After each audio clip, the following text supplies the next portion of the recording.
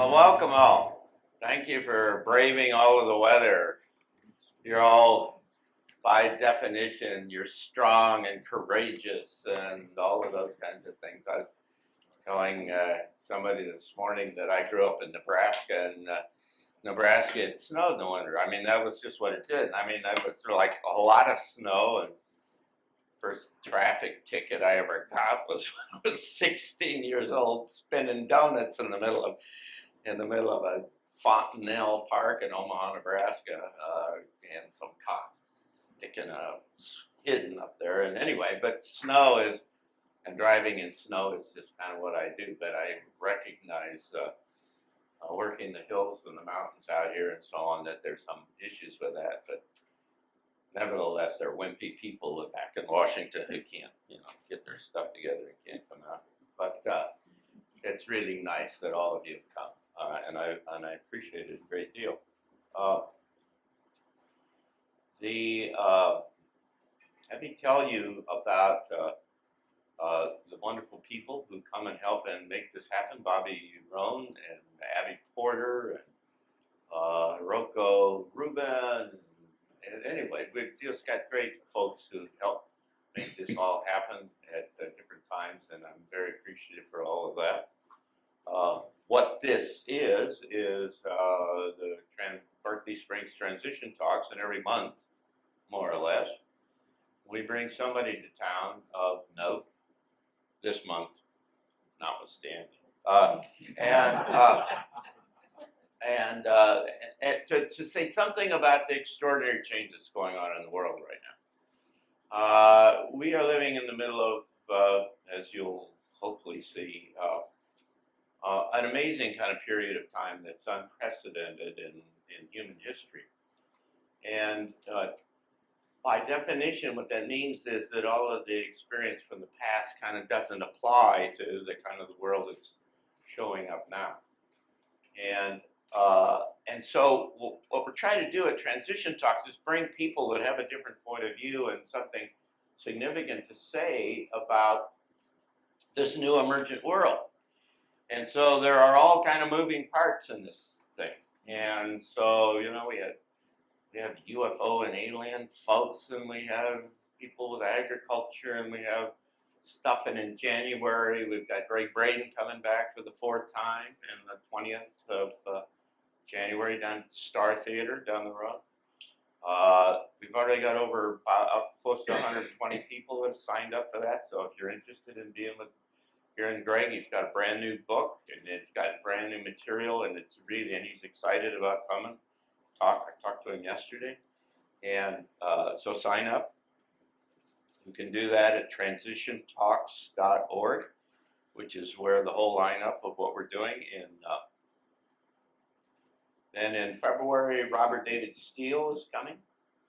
Robert Steele is, if you know about him, you know that Robert Steele is amazing, kind of unusual guy. He was a clandestine operator for the CIA. You know what that means? He's a spy, and got out of that business, and then started the intelligence program for the Marine Corps, and then got out of that and started to look at big kind of world kind of situations and things. And he's one of the most significant kind of comprehensive systems thinkers around. He's been nominated for a Nobel Peace Prize. He's a serious kind of operator. And he's got really interesting big ideas. And so we've asked him to come and talk about a strategic, a grand strategy for the United States. How do you put this all together? What's a new world look like in the U.S.? And so he's got some interesting concepts, and he's really plugged in. And so you can ask, Robert Steele knows a lot about what's going on, lots of different kind of places. And so he's fun. He's a good guy to have around.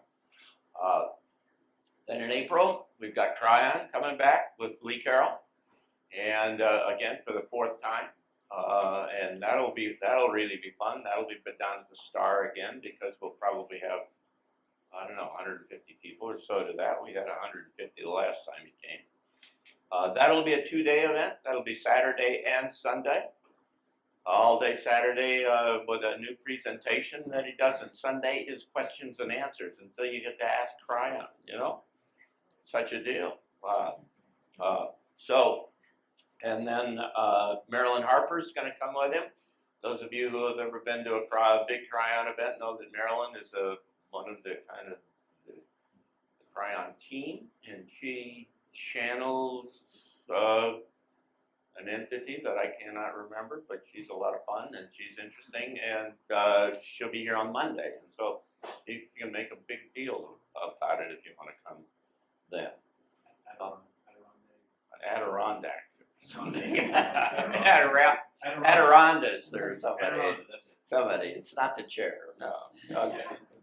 And then in September, we're working on a couple of folks. I've asked Lynn McTaggart to come. If you know about Lynn McTaggart, who wrote a book called The Field, and it's got one called Power of Eight about small groups and how that you can manipulate and change the way kind of this reality works if you get a number of folks focused on it. Very, very interesting and powerful ideas. I've also talked to and am talking to Dennis McKenna, who's the brother of Terrence McKenna, who, if you're of a certain era, you know that Terrence McKenna was one of and Terrence and his brother were one of the kind of half a dozen big folks in the 60s who just made psychedelics real and proliferated and did research and a lot of work on it. And Terrence is gone, but Dennis is still around, and he's a very interesting guy. And then in September, Bruce Lipton will be with us, and that is something that you just really don't want to miss. I've talked him into coming for 2 days. He's going to do all day Saturday, all day Sunday, and that's because I went down to New Mexico and I listened to him and Greg Braden for 4 days. Each one of them did an effective 2-day kind of thing, and I watched the whole story about what Bruce had to say, and it's really great, and it's really powerful stuff. And so he's agreed to come, which is really pretty good because it's hard to get some of these guys sometimes. And so be thinking about that. And then we're working on a couple of other folks who we'll talk about later, if in fact if I can get them convinced that they ought to come and be with us. But anyway, it's going to be a good time, and I am pleased with where we're going. Let me remind you again that every time we do a transition talk, I also take the speaker and we go up into the digital media studio in the Ice House, where these nice folks, where Rick and Ellen are from, and we do an interview. We do 2 half-hour kind of interviews. We got a little show. We call it Postscript. And so if you miss one of these events, then you can always go and catch Postscript. It's postscriptshow.org. And you can also get to it through either the Arlington Institute.org or through transitiontalks.org. We'll get you there. And I had my friend Gary Psycholic, who's an old friend and a futurist, and we went up and talked this morning, and so you can even get a little bit of meat. We were wandering around all kinds of interesting places talking this morning, that not necessarily about this, but the point is that there are a lot of folks who are on our mailing list from the West Coast and out of the country and other things who are regularly after me saying, would you please do something so we can see who these speakers are. I in fact had somebody this couple of weeks ago that said to please start a Transition Talks series in San Francisco, because we would have a whole bunch of people. So who knows where this will all go. So anyway, it's a good group and a good lineup, and we hope that you'll come and be with us.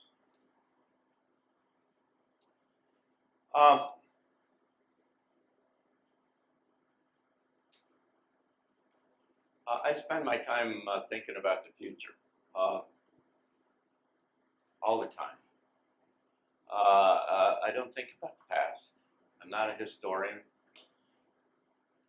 Got a little bit of a middling understanding about what happened in the past, and perhaps even a little bit more than an average person. But nevertheless, I'm a futurist, and I spent all the time in the back of my mind, it's going on, saying, "What in the world is going on here? This is the biggest thing in history." Back in the 90s, I had a kind of an arm's length relationship with Colin Powell, and I used to put together all of these things that got shoved up to me. He was the chairman of the Joint Chiefs at the time.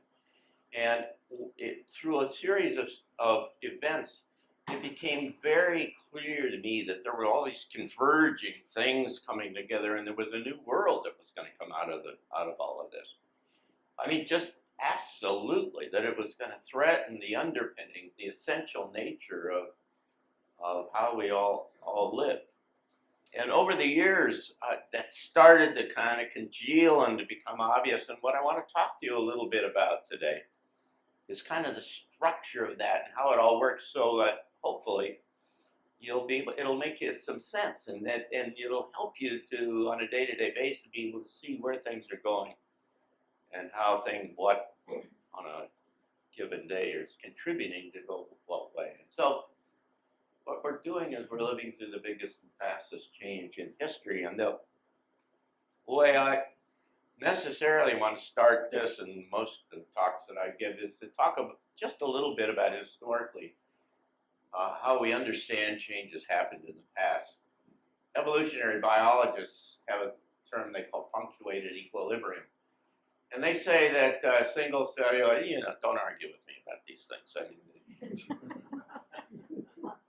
single cellular life showed up 3.5 billion years ago, and multiple cellular life about 1 billion years ago, and vertebrates 500 million, and mammals 50 million years ago.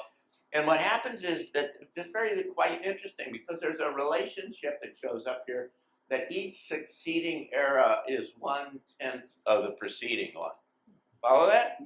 So they're getting shorter and shorter by a factor of 10, shorter and shorter. And so you get mammals about 50 million years ago, and then early humans 5 million years ago, 1/10 of the time. You got Homo sapiens about 130 years ago. You had active organized agriculture. It came from hunter-gatherers to active organized agriculture about 10,000 years ago. Cities and towns where written language first showed up about 5,000 years ago, and then movable type, Gutenberg, about 500 years ago. And again, you see this relationship, 5,500, and you're all educated. What's the next one, right? 5,550, right? What's the next one?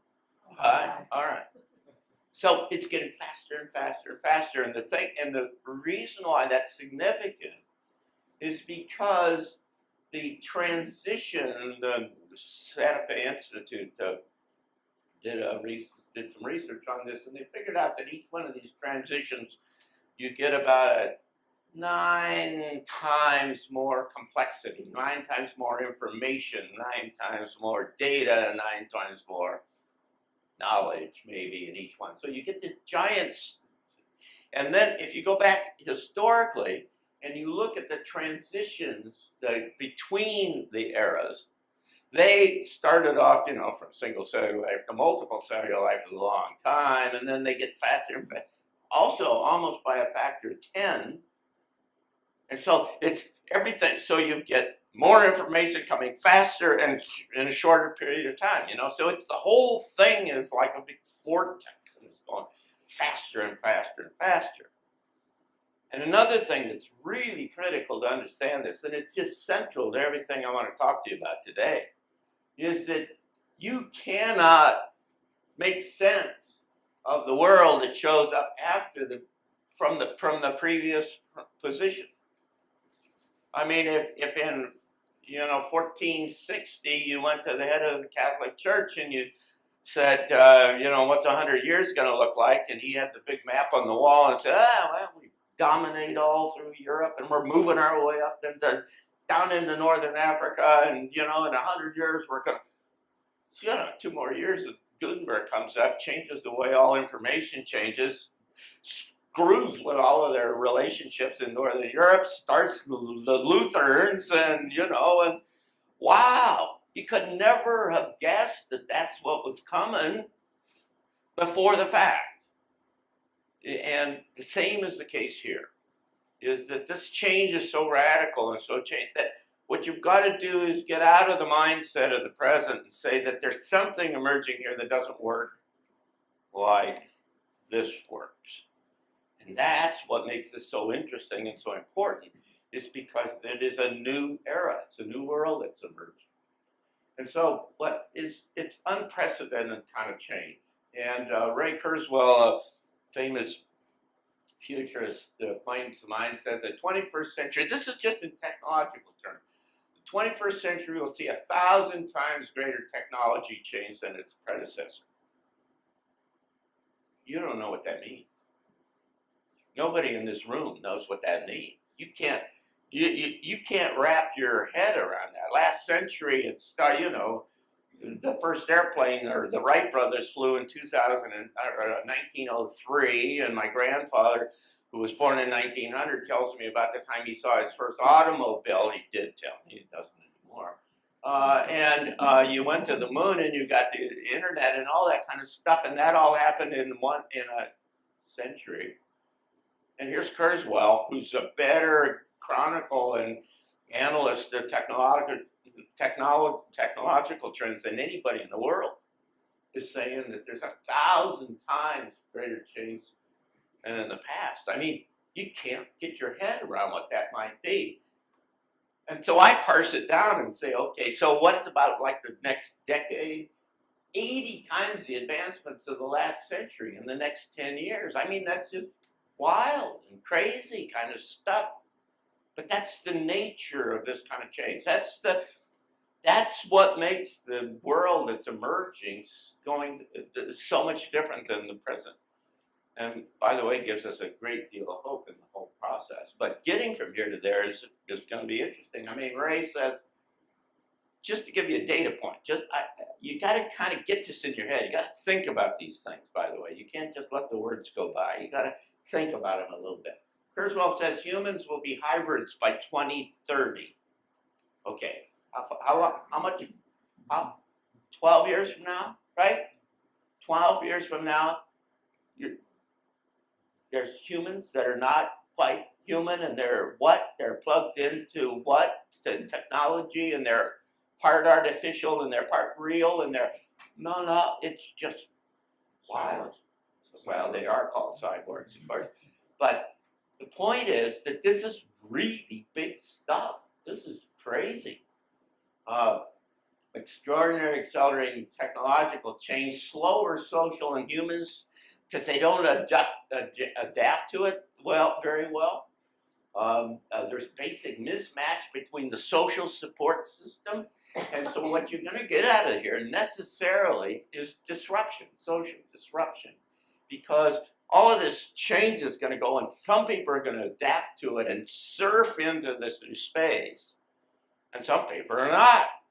And it's going to really be hard. And we'll talk about jobs and employment some a little bit here. And what you can see is that, man, you're going to have to invent all kinds of extraordinary new things that just have not existed in the past.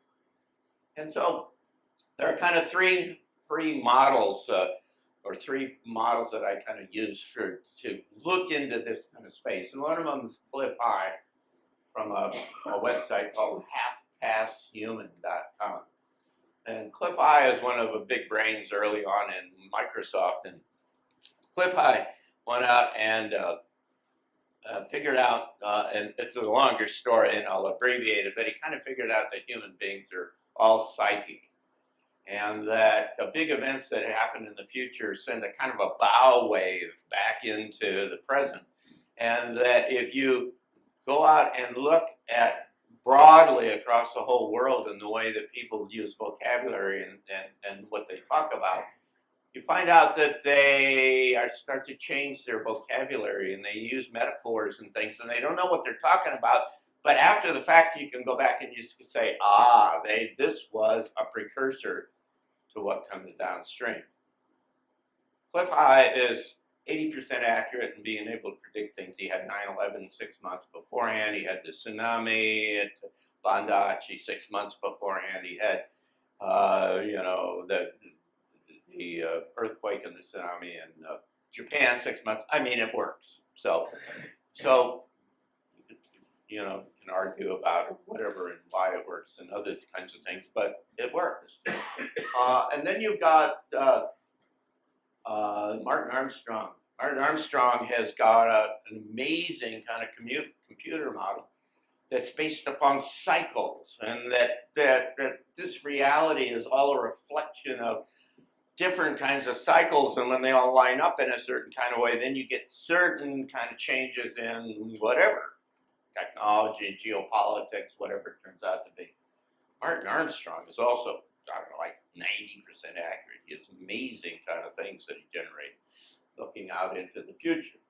And then there's Neil Howe, who's with Bill Strauss, wrote a book called The Fourth Turning. They live in, Neil lives down in Washington. And the fourth turning is interesting because they look back historically into kind of changes in the United States that have happened since the beginning before the Revolutionary War, and they find these constant, repeatable kind of events. And so there was, and they built a whole kind of structure about how to look at these and how to anticipate them. But the important point is that they have these big kind of transitional events: the Revolutionary War, the Civil War, the World War II, and now they're scheduled for some giant kind of upheaval that would move the whole country and the society and the world, for that matter, into a new kind of space. And so you get these confirming kind of indicators from a variety of different sources, all who have some level of credibility from in the past, that are all saying that this is kind of an amazing time that we live.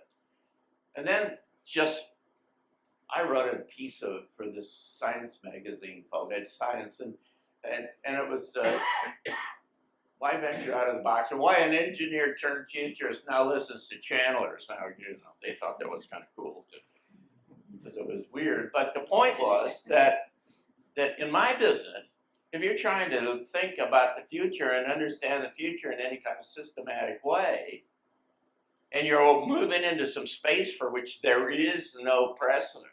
I mean, think about it as a locked, dark room, an unlighted room, and you want to know what's inside the room. Well, you can't go around to all the usual suspects and say what's inside the room, because none of them have any idea about what might be inside the room. But if you had somebody that, had a camera inside and was looking, and they could tell you what they saw inside of the room, wouldn't it make some sense to talk to them or listen to them or consider it or something like that? And that's kind of like what that's what channelers do. I mean, you can't buy everything you hear from a channeler, because some of them are pretty weird and kind of off. But some of them have perspectives that are really substantive and deep and rich and very granular, very good information about what's coming downstream. And by the way, it's better than anything else that's out there. And so once you start to get 3 or 4 of them that are all starting to say the same thing, then it starts to give you an outline of what might be coming downstream. So these are the kind of things that I use to try to make sense out of all this. And they all say it's the most extraordinary short-term change in recorded history. So let's talk a little about this, because first of all, what you have to do is look at the context, because the context influences everything, right? Regardless of what you think or how you behave or whatever, it's, if the context changes, then it's going to affect everyone. The way to start to think about this is a new area of science. It's called the electric universe theory. And there's a whole group of scientists who get together once a year, now twice a year, now every other year. And what they argue is that everything is electric. Now, this is very compatible with the esoteric information and other kind of literature from the past, because what some kind of technically, scientifically oriented alternative or esoteric kind of sources say that everything is light, right? The Bible says, in the beginning there was light. Okay, so light, if essential kind of nature of our reality is light, then the next layer above that is kind of electricity in terms of this model. And that means that everything is electrical and it responds. I'm an electrical engineer by education, and what I can tell you is that the whole thing about electricity and how it works is all these relationships and resonances and kind of amplification and all of these things. And so if it's all electric, then you've got into a space where the dynamics are quite different than what conventional kind of physics can tell you about.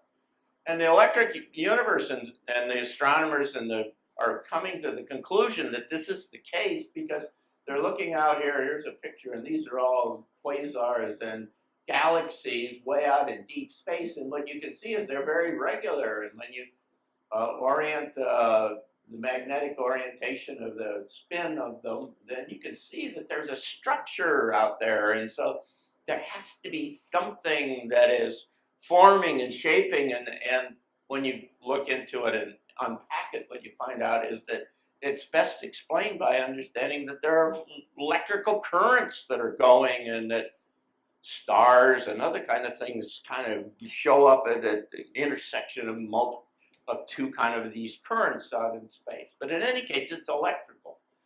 And what happens is that when it's electric, then what there are is, in an electric process, there are all kinds of magnetic fields and charged particles and other things that drive the underlying kind of mechanism, how this all works. So, and where do the charged particles and things come from? They come from the center of the galaxy, they come from pulsars, they come from the sun.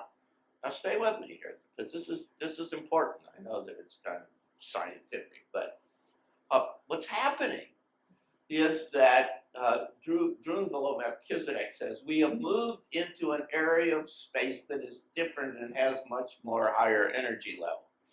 Now, think about it as though that there's a cloud, there's a big cloud of energy that's different, and our solar system is moving into that cloud, and it changes. It's all electric, right? So it interacts with each other, and it changes then the behavior of the things underneath. And what Drew's talking about is this study that comes out of the Russian Academy of Sciences, and what they say is that strong evidence exists that this transformation is being caused by highly charged material in interstellar space, and it broken the interplanetary into the interplanetary area of our solar system. And so the context, the environment in which we are moving into, and they find out that the Earth is accelerating, and it's accelerating the magnetic pole shift, the vertical and the horizontal ozone layers, the increased frequency and magnitude of catastrophic climate events, growing probability we're moving into a rapid temperature instability similar to one that took place 10,000 years ago. Yes, there is climate change, but the climate change is being driven by something that's much, much larger than just us. As a matter of fact, there's climate change on every planet in our solar system. When you look into it, and these storms on Jupiter, and you can go into every one of these things, and there's giant things that are happening. And there aren't coal-fired power plants, and there aren't human beings, as best we know, on all those planets. And so something bigger is driving all of this than just human beings. And even now, NASA is coming to the conclusion that says that the sun is that changes in the sun vary, even 1/10 of 1% have a significant impact on the Earth, and drawing realization among researchers that even apparently tiny variation can have significant effect on terrestrial climate. Well, come on, the sun is the biggest thing in the area, right? And it's all of life comes from that, and if you have changes on the sun, then you certainly could reasonably presume that there's going to have similar kind of stuff happening on the Earth. And you can look into it. And the sunspot, the last sunspot cycle, we're up into here. It's lower than it's ever been before.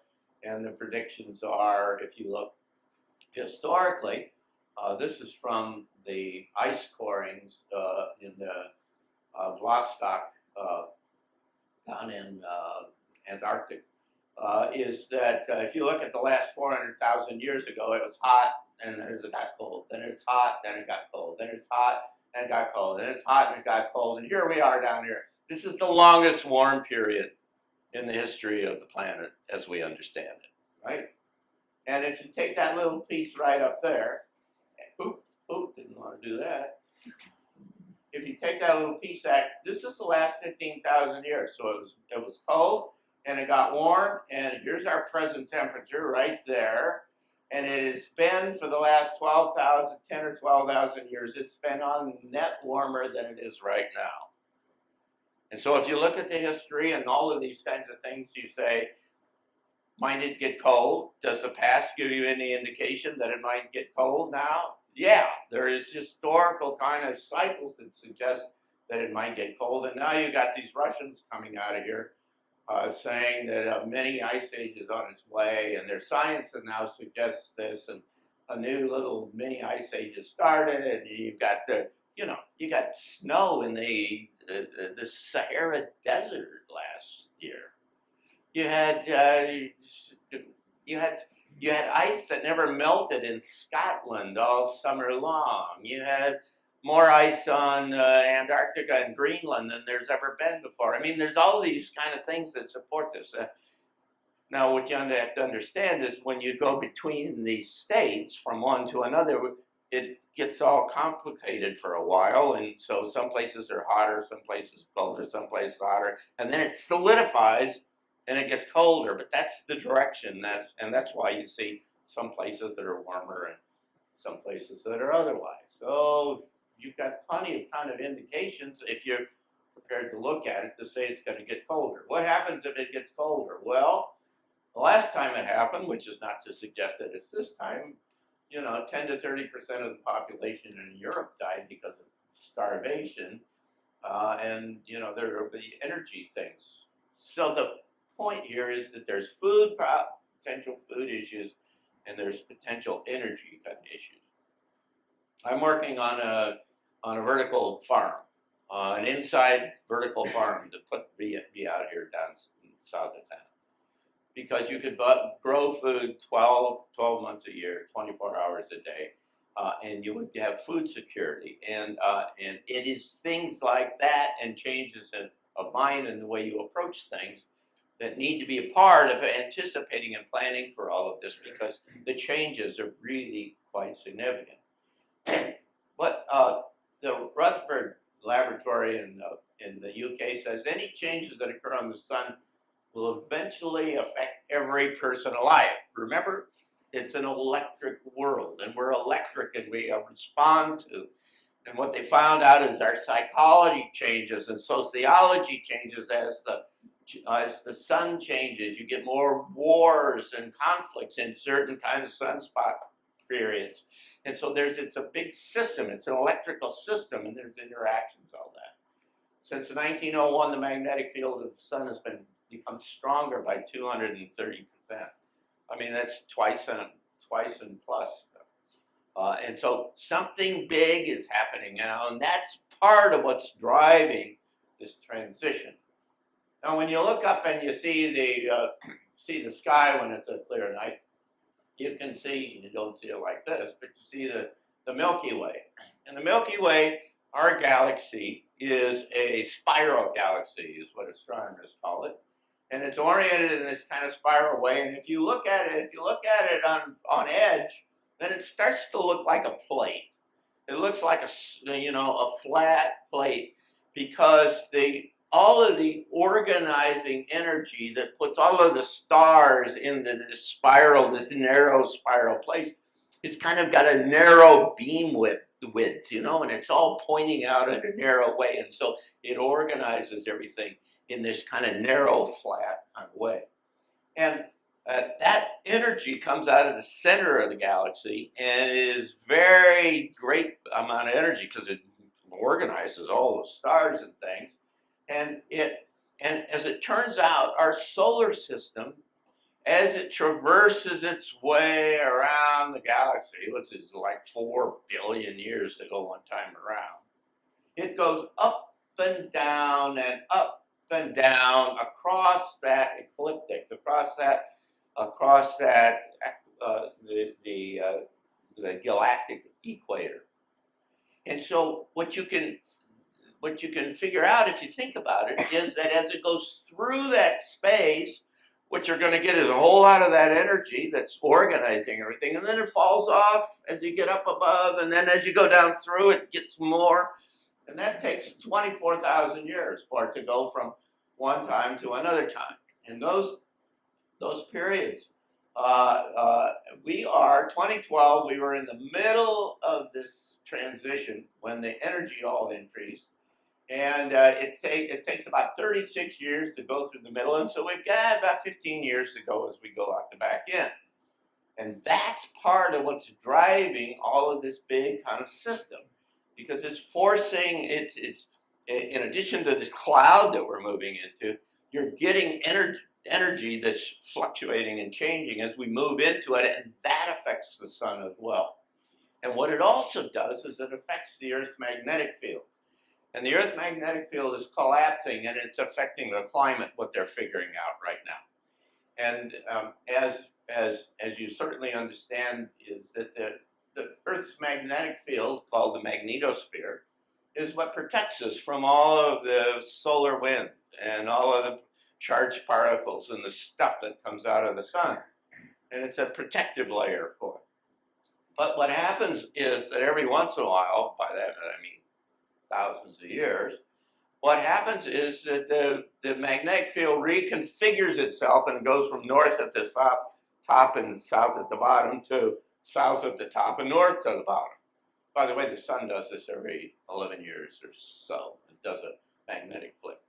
And so between reversals, it kind of looks like this with the lines of flux, going on a regular basis, south and north. But in the middle, then it all comes unglued and reconfigures itself.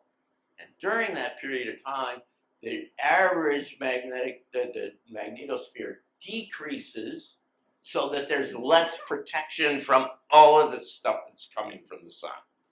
And so we're in the middle of that right now. And so what you've got is the decrease in the magnetic field with all of the more energy coming. You've got the sun doing something different because it's into another period of, into a cloud of different energy. You've got different stuff that it's getting from the center of the galaxy as it goes to the middle of it, and it's all coming at the same time. And that's part of what's driving all of this change. And you don't only get this kind of information, like I say, from conventional sources, but Peter Dunoff, who was a medium and a psychic way back in the 1940s or something like that, said the Earth will soon be swept by extraordinary rapid waves of cosmic electricity. So there's kind of perspectives that suggest and explain what is going on here and that give us an early warning about what's happening. June below Melchizedek says the change from what was known and accepted to now represents 1,000% increase. Huge kind of transitional change. The sun is changing how planets function and what kind of life they could support. This is a really big deal, right? It's just giant in terms of its impact and its implications. It's epical, literally. It's from one epoch to another, epoch to another.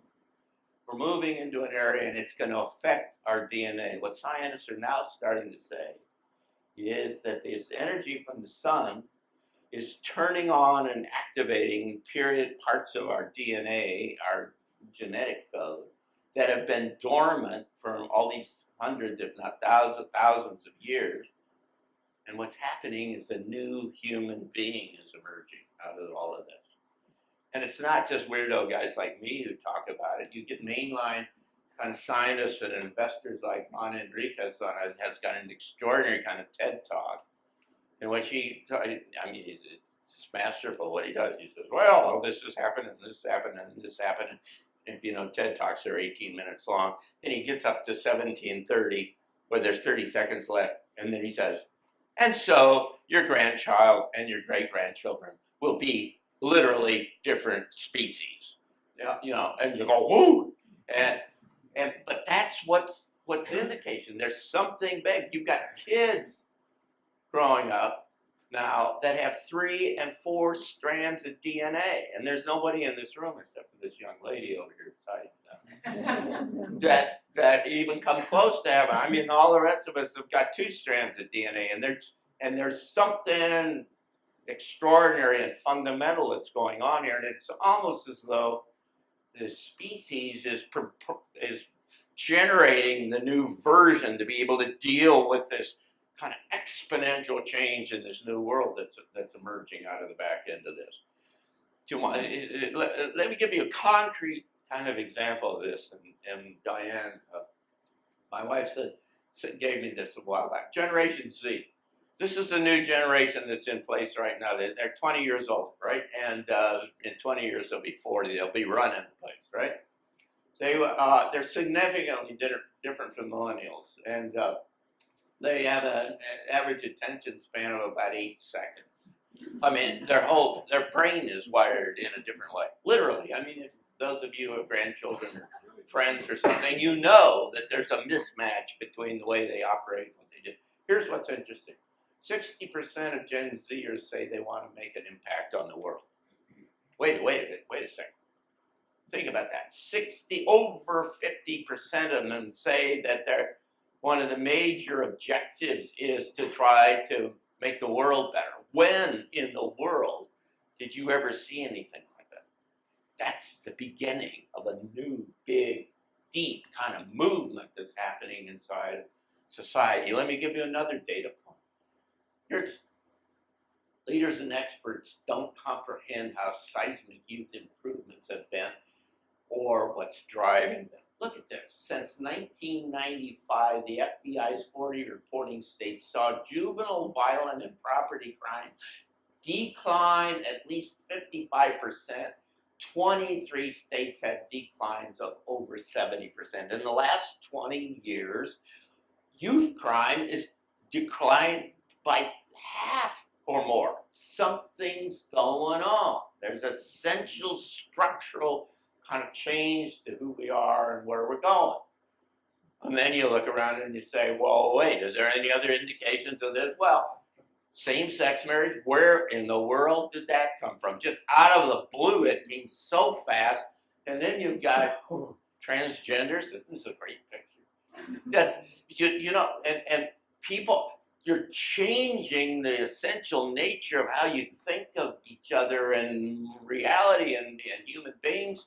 And it's giant in terms of how it's, there's a legalization of marijuana. Where did that come from all of a sudden? Man, it was like somebody put it in the water or something. And then all of a sudden, all these states started jumping on board. I mean, 15 years ago, you would have never guessed that these kinds of things would have happened. Something's happening underneath. There's a fundamental change in the underlying system. And you got it to the place now where the analysts are saying, this new generation doesn't want any products. They don't want to buy things, which, by the way, has interesting economic and manufacturing implications. But they don't want to buy things. What do they want to do? They want experiences. I've had a number of analysts over the years come and say, that's what this is all about, this new era. Wow, this is really big deal, because the whole economy is not based on experiences, it's based on selling you stuff, right? And so, wow, this is a big change, this is big. Now, it moves over into other areas of science and to affect human beings. And on top of all of this, what you've got is scientists now saying, we got a pathway to control aging.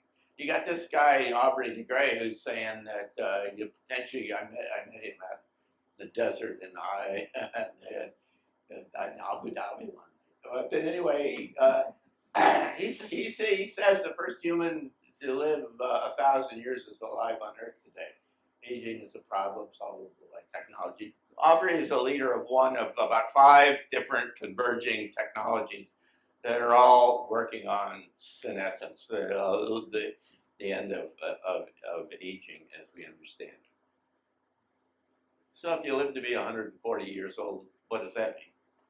If there are people in this room that live to 140 years old, what does that mean? Well, every system within our society is all designed for people to kick off at 40, 70 or 80 or 90 years old, right? And if you suddenly go from living this long to living this long, what are you going to do in all of that period of time? I like to make jokes and say, you know, the government's going to have riots by all these old people because they don't have meaningful things to do. I mean, it's got to fundamentally change the essential nature of how you think of who you are and how, because the system is all designed for projections of things that don't turn out to be real. I mean, that's going to roll through the system and change it like crazy. They're also doing these modifications, like Ray Kurzweil says, of modifying people, making them transhuman, and connecting them up to technology that, like, and you're on your way to rapidly a world where kind of the fundamentals of what you understood about who we are and the environment we live in and how it operates and everything is quite different than what it's been in the past. So, I mean, it's happening all over the place. France is going to ban fossil powered vehicles by 2040. China's getting ready by 2035, going to get rid of all gas-powered cars. General Motors has got 20 new all-electric cars. 90% of the vehicles in the U.S. could be electric by 15 years from now, or something like that. Wow, do you know what that means? I mean, that's huge implications, because at the same time you're getting autonomous cars that drive by themselves, right? So you get into the things and you can have a meeting and you all sit around, or you can have a party, or you can do whatever you want. You don't have to drive anymore. Changes the whole, and that's kind of peripheral to the point I'm going to make. But the whole idea of how you worry about the snow? Don't worry about the snow. Just call the Uber guy, because the Uber is a self-driving thing and it shows up out here and it takes you where you're going and you don't have to worry about it. That's where we're going, and we're coming that way in, 10 years. And the interesting thing about it is when you get these autonomous self-driving cars is that it has estimated total savings of $1.3 trillion in the United States, with global savings of $5.6 trillion over the present system. And why is that? Because there's no car wrecks anymore. 90% of the automobile accidents go away because you've got these self-driving cars, and they all are safe. I gave a talk a couple months ago to the leadership of the Michigan State Police up in Kalamazoo, Michigan, and I told them, yeah, and also all your traffic tickets are going to go away for speeding, and if you're dependent upon revenue from that, you're not going to have traffic tickets, and you won't have revenue. You won't need police, the fewer motels. So it rolls through the whole system, these kinds of things, and it goes faster and faster because, among other things, it's mediated by the internet. The internet allows the metabolism of the whole system to go faster and faster and faster, so it goes. And they're making these cars quite differently than they made them in the past. Here's the production line for the Tesla. You know, Elon Musk's Tesla? That's really kind of cool to look at all of this. The problem is, if you look at it, there's no humans there. This is all robotic. The whole thing is run on robots. And that's emblematic of where we're going very, very quickly. There's a decoupling of productivity and employment, and the reason why is because, last year there were 320,000 industrial robots sold in the last 2 years. 320,000, and when you look at automation and what its effect is in the service area, that 80% of the jobs could be replaced by robots within the next 10 to 15 years. You got that? Did you hear what I said? 80% of the jobs in the service industry will be replaced, eliminated within the next 15 or 20 years. I mean, it's extraordinary what how that torques the system and the ability for the system to adapt to that. You've got 3D manufacturing, of course, where you can make all these things where you don't have to go to a big factory, and they're making all of the parts of jet engines now with 3D manufacturing. There's a company in Russia that does 3D homes. It literally manufactures a home like this. I've seen it in 1 day.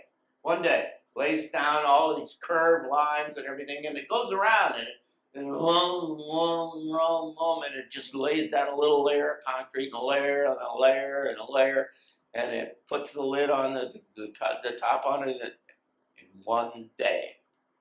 Think about what that means. And then, of course, like I say, all the interesting configurations that you just cannot build without all kinds of complicated kind of mechanisms.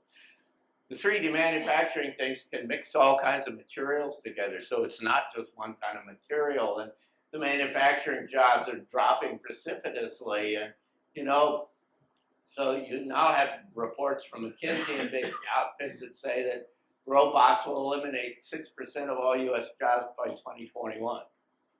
How long ago? How long is that? That's what, 3 years? 6% in 3 years. And if you take a decade, that's 3 times that. 3 times 6 is 18. And you got an extra year. So let's say 20% of all jobs lost within the next decade. And you go to the next decade, that's where you get to the 40%. Robots will eliminate.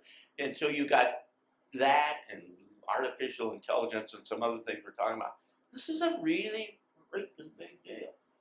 And so you've got guys like Eric Schmidt, who runs Google at Davos, at the World Economic Forum, saying that the biggest problem of the next 2 decades is going to be substantially changing technologies and replacing jobs. Oxford had a study said that this technology could replace workers for 80% of the current jobs. Wow. I mean, how do you make a living? What is the meaning of life?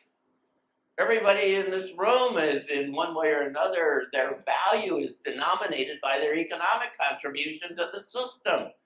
If you make $1 zillion, you're cooler than somebody that makes less. And by the way, grandmothers have no economic value. So what do you do with them? It's just throws it all away.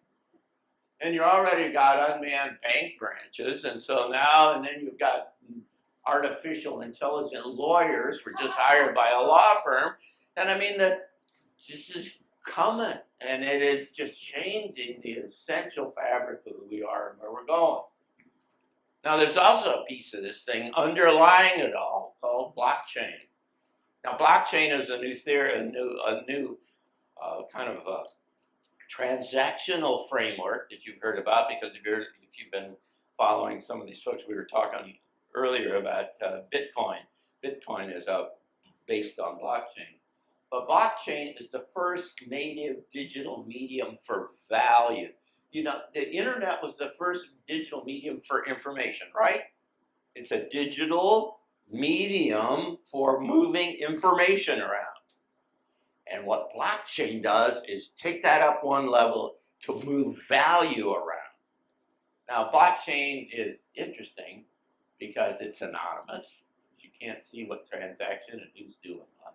It's encrypted, so nobody can get into it. And it's diverse, it's dispersed. So there's no central kind of servers where anybody can get into them and control them and change them. And it has huge, huge implications.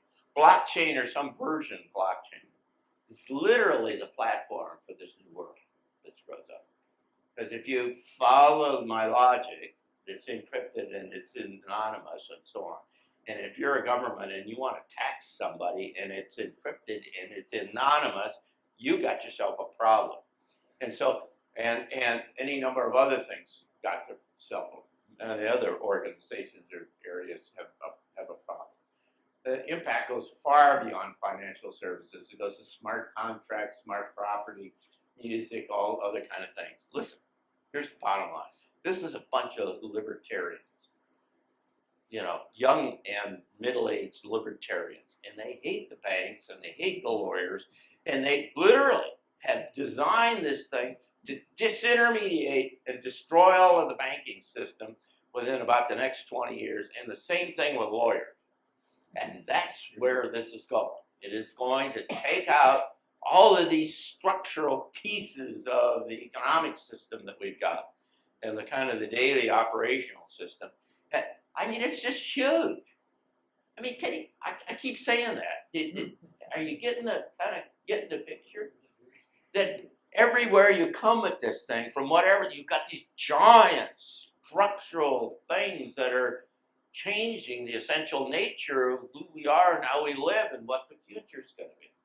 It's peer-to-peer, like I say. It runs from, there aren't any central computers. There are encrypted. It's disintermediating banks. Crypto coins are going to be the principal. Which one? The Australian stock market last week now said that they're going to operate in Bitcoin.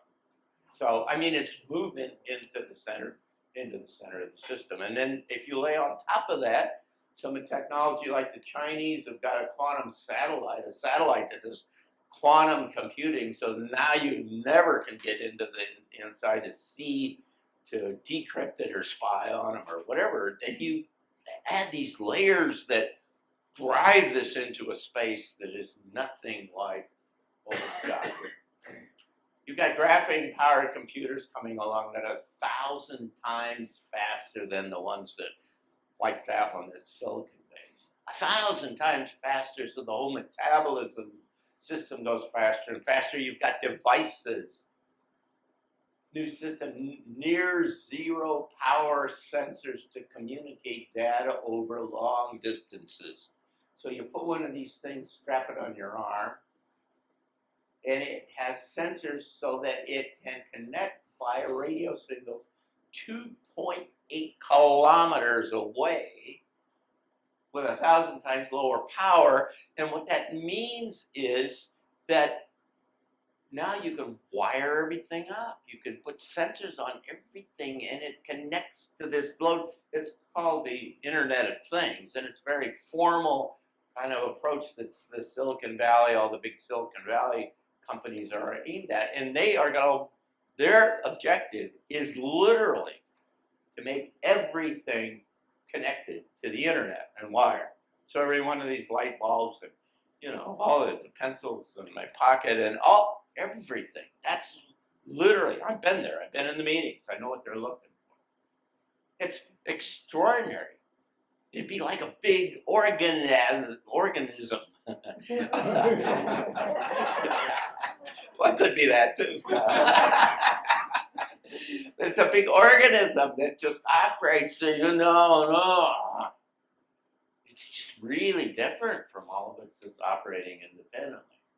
And it has really interesting implications. This is a great picture. See this bicycle that they locked up one wheel and they locked up the other wheel, and somebody stole the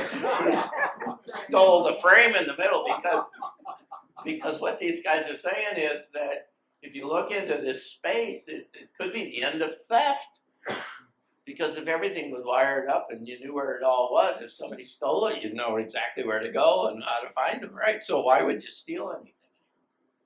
So anyway, the Internet of Things is on its way to something really kind of wild and crazy. Same time, what you're getting is technology that's trying to do mind reading, and they're getting further and further into this. And they can now decode complex thoughts. And if you layer on top of that, then artificial general intelligence, which is coming along, AGI is amazing because it's like a human being. It's an agent, a computer agent that thinks like a human. You know, so you say to some assistant or something, you say, can you go get me buy me? I need some new tires for my car. And the assistant knows what kind of car you got, and knows how far along you've driven it, and then knows, you know, what you're looking for and what you like, and it goes on and does research and checks it, and comes back and says, Yeah, you can buy them at Costco or you can buy them here, and you could choose which one do you want. You say, well, buy the Costco ones. It makes the deal and makes the arrangements for Costco and does that's artificial general intelligence. It thinks and does other kind of thing. The thing about AGI that's interesting is that you can, if you got one, you can do 1,000, right? And you can layer them on top of each other all to try to solve a problem. And if it's this smart today, it's 2x times smarter tomorrow. And it's 4 times because it learns and it gets smarter.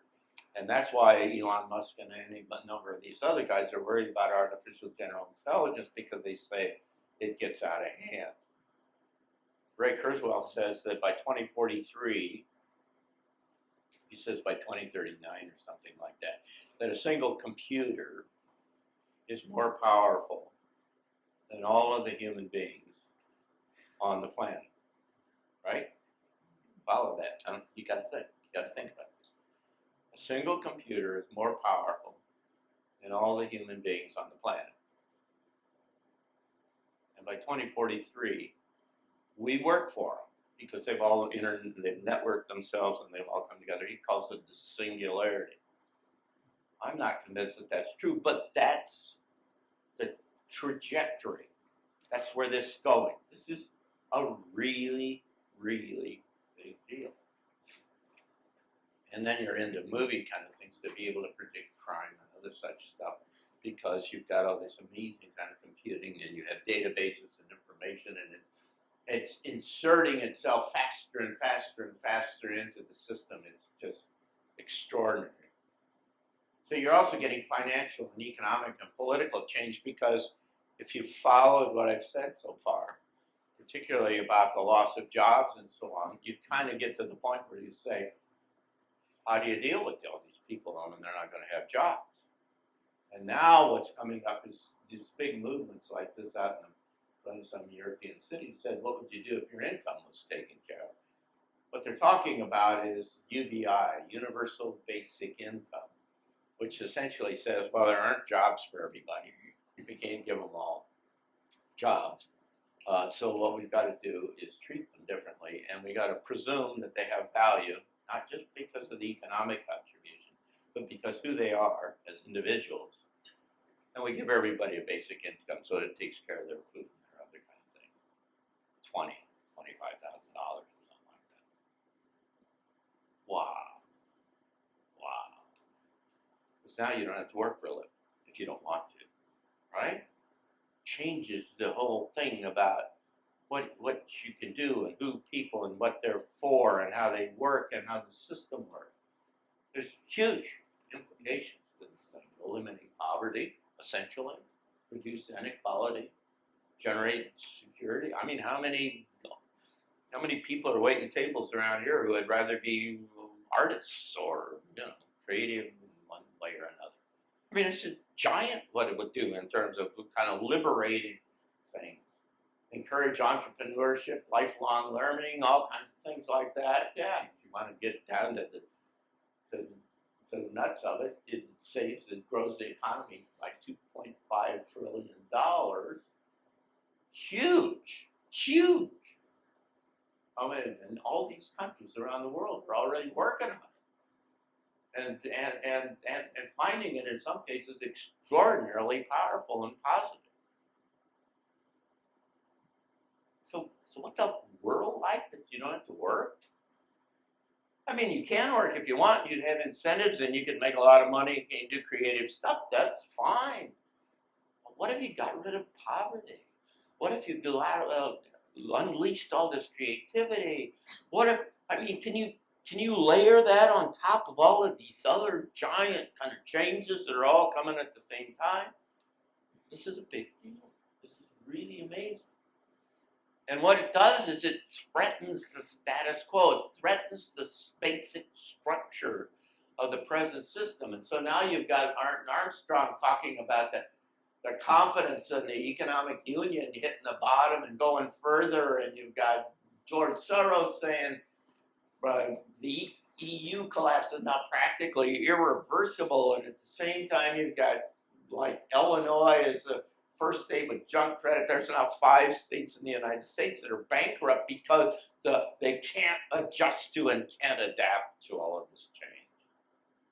And in particular, if you listen to Martin Armstrong, what he say is that it's all about taxes. And so you're going to increasingly see different ways in which the federal and state and other municipal governments are going to try to find and claw money and get more money in order to sustain their old model of operation.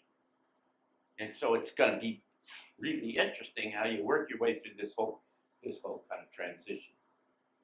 So let me give you kind of a model, an overview of this, and then I want to take just a little break and then we'll come back. So you're living in this world coming forward, and you're awash with these fundamentalist changes that are going on in different kind of places. And you've got the Internet of Things and universal basic income and quantum computing and blockchain and kind of legacy systems all imploding because they don't work. You've got an all-electric world coming downstream, artificial general intelligence. You're redesigning how work and value is. You've got hybrid humans on the horizon, and you've got magnetic pole shift, and here comes the marijuana and life extension going on, and gender parity and climate change and loss of jobs and transhumans and robotic warriors. God! I mean, you just say, wow. I mean, if you think about it, if you come from where I come from, you just kind of say, wow, what is that all about? But that's not the whole story. It's only one piece of the story. Because these are the things that you kind of have a pretty good idea are really coming, because out of the blue come wild cards, big surprise kind of thing. Now, I want to have a little bit of break, about 5 minutes or 7 minutes, and then we come back and let me talk to you about the wild cards and the big potential surprises, and we'll kind of tie this and bring it all together.